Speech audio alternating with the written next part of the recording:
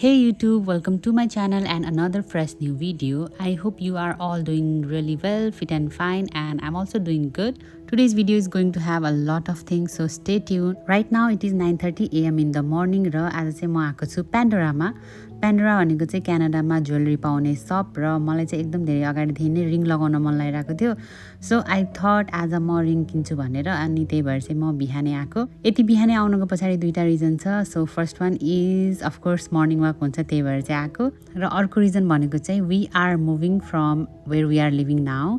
त्यही भएर चाहिँ आज हामीले सामान सार्ने भनेर चाहिँ दिन छुट्याएको हो। बट आज रिङ किन्नु पनि अलि जरुरी नै थियो, सो त्यही भएर चाहिँ म बिहानै रिङ किन्न आएको so that I have free time all the day and we can move our things. Finally I selected the ring र यो चाहिँ अ लिटिल हट सेपमा छ र यसको वान साइडमा चाहिँ क्रिस्टलहरू छ होइन, अनि अर्को साइडमा चाहिँ प्लेन छ and this is silver ring. किन मन चाहिँ गोल्डन थियो but as you know gold चाहिँ अलि धेरै एक्सपेन्सिभ छ, so I thought to start with the silver ring र होपफुली बिस्तारै गोल्डन रिङ पनि किनिन्छ होला। And then we check out र त्यस पछाडि चाहिँ हामी घर गयौँ। As soon as we reach home हामीले चाहिँ खाना खायौँ and we started our things to move from one place to another. After coming to Canada this is my third time I am moving. पहिलाको मुभमा चाहिँ त्यति साह्रो गाह्रो भएको थिएन because I was new, I don't have a lot of stuff र पहिलाको मुभिङ चाहिँ मेरो 25th फ्लोरबाट चाहिँ 17th फ्लोरमा थियो, so it was quite really easy. But this time it's been now 2.5 years I am living here in Canada and I have a lot of stuff, त्यही भएर चाहिँ अलिकति गाह्रो भएको थियो। But one good thing is can see yourself in the mirror. Wardrobe mirror छ, मलाई सबैभन्दा मन चाहिँ यही परेको थियो। अब चाहिँ म अरू लगेजहरू लिएर आउँछु। यो पनि ठुलो नै रहेछ। Let me show you some other side. यो दाइ दिदीको room, toilet bathroom, extra wardrobe, hallway and kitchen. हाम्रो किचन र यो हाम्रो लिभिङ रुम र लुगा। We are moving from this building to this building. So बिचमा एउटा बिल्डिङ मात्रै छ र हामी घर छोडेर चाहिँ यता मुभ भइरहेको छौँ। सो डर्टी, अलि फोहोर भएछ मेरो लगेज चाहिँ एन्ड गट टायर्ड। यस पछाडि चाहिँ सायद एक लट गर्छु and then I rest. So साथीहरू, हाम्रो हिजोको रुम बसाइ सराइ भन्ने कार्यक्रम चाहिँ आज पनि कन्टिन्यू भइरहेको छ र एट द एन्ड टच दिइरहेको छ रेनी सिजनले, मतलब पानी परिरहेको छ र हाम्रो सामानहरू अब हामी अझ चाँडो चाँडो झिकिरहेको छौँ सो द्याट कि यो पानीले डिस्टर्ब नगरोस् भनेर। र एउटा पोजिटिभ पोइन्ट भनेको चाहिँ सामान सार्दा कस्तो गर्मी भएको थियो अनि चिल भएको छ कि यो मौसमले गर्दा।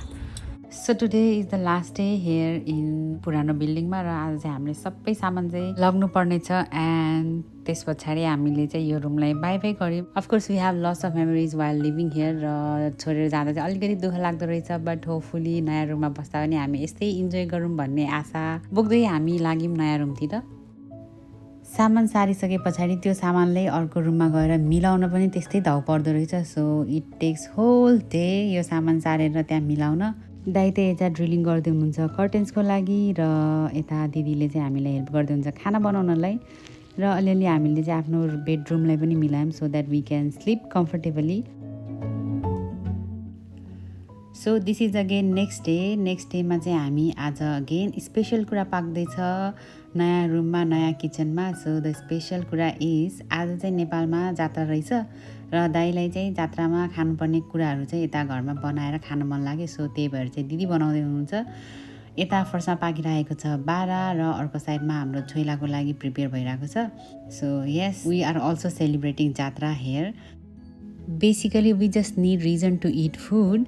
सेलिब्रेसन भनेर हामी ठ्याक्कै अब नेपालको जस्तो सेलिब्रेसन त पोसिबल छैन, बट सेलिब्रेसन भनेर हामी एभ्री टाइम चाहिँ केही मिठो खानेकुरा बनाउँछौँ र त्यही खानेकुरा इन्जोय गरेर चाहिँ हामी सेलिब्रेट गर्छौँ। र आजको मेनुमा छ बारा, छोइला, आलुको अचार, बडीलाई भिजाएर बनाएको तरकारी, चिउरा र पापडहरू and we enjoy eating this delicious food. र एउटा अर्को डिस छ जसको लागि हामीलाई न रिजन चाहिन्छ, न सेलिब्रेसन चाहिन्छ, न ओकेजन चाहिन्छ। त्यो खाना चाहिँ हामीलाई मन चाहिन्छ र मन हुने बित्तिकै हामीले चाहिँ त्यो खानेकुरा बनाउँछौँ र त्यो डिस हो मोमो। र आज we are going to make momo. Momo चाहिँ हामी खासमा धेरै जसो टाइम चाहिँ हामी घरमै बनाएर खान्छौँ, एकदम रेयरली बाहिर खान्छौँ बिकज बाहिर खानमा चाहिँ त्यस्तो टेस्ट आउँदैन के। र हामी चाहिँ घरमा चाहिँ एकदम टिपिकल नेपाली स्टाइलमा बनाउँछौँ विथ लट्स अफ मरमसला, पिरो अचार, झोलवाला अचार त्यो सबै बनाएर। एन्ड बाहिर खाँदा चाहिँ कम्पेरिटिभली एक्सपेन्सिभ पर्न जान्छ र सबै ठाउँमा टेस्ट हुँदैन भनेर सबै ठाउँमा चाहिँ नमिठो हुने होइन, मिठो पनि हुन्छ बट यु नो कस्तो हुन्छ भन्दाखेरि यदि रेस्टुरेन्टमा गएर हामीले मोमो खायौँ and if it turns out so bad, त्यस पछाडि चाहिँ रिग्रेट हुन थाल्छ कि मोमोको केसमा मात्र है साथीहरू यो कुरा।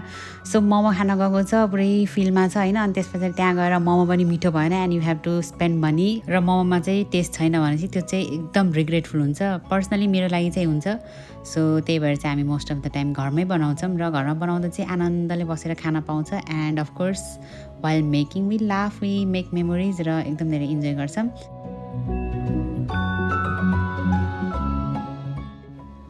सो हियर इज पिरो अचार अनि टमाटरको अलिकति बाक्लोवाला अचार र दिस इज आवर झोल अचार जसमा चाहिँ हामीले धनियाँ राख्न बाँकी छ। र धनियाँ राखिसके पछाडि यसलाई मिक्स गर्ने एन्ड यो यत्तिकै पिउँदा पनि कस्तो मिठो हुन्छ कि।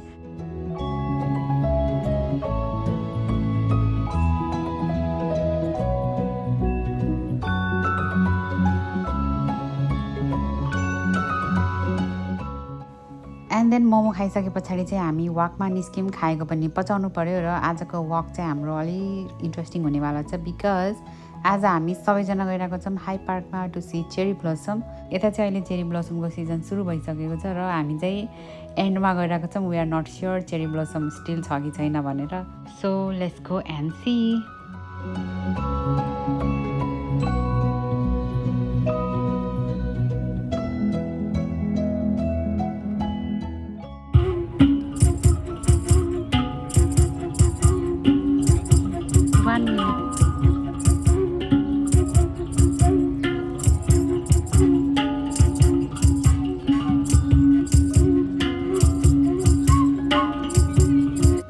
हाई पार्क पुगिसके पछाडि चाहिँ we realize we were late to see the cherry blossom this year, किनकि मोस्ट अफ द ट्रीमा चाहिँ चेरी ब्लसमको लिफहरू खसिसकेको थियो र एउटा रुखमा चाहिँ एकदम धेरै थियो। सो हामीले त्यहाँ एक दुईवटा फोटो खिच्यौँ। त्यस पछाडि चाहिँ हामीले वक गऱ्यौँ and then we return back to home. So yes guys, this is it for today's video. These are few things which we do in our days, in our weeks. We make food, eat, we laugh, make memories, have fun and lots of happiness. I hope तपाईहरुले यो video हेरेर enjoy गर्नुभयो होला भन्ने आशा गर्दछु। Please don't forget to like, share and subscribe my channel. See you in my next vlog. Till then, take care of yourself. Bye bye and have a good night.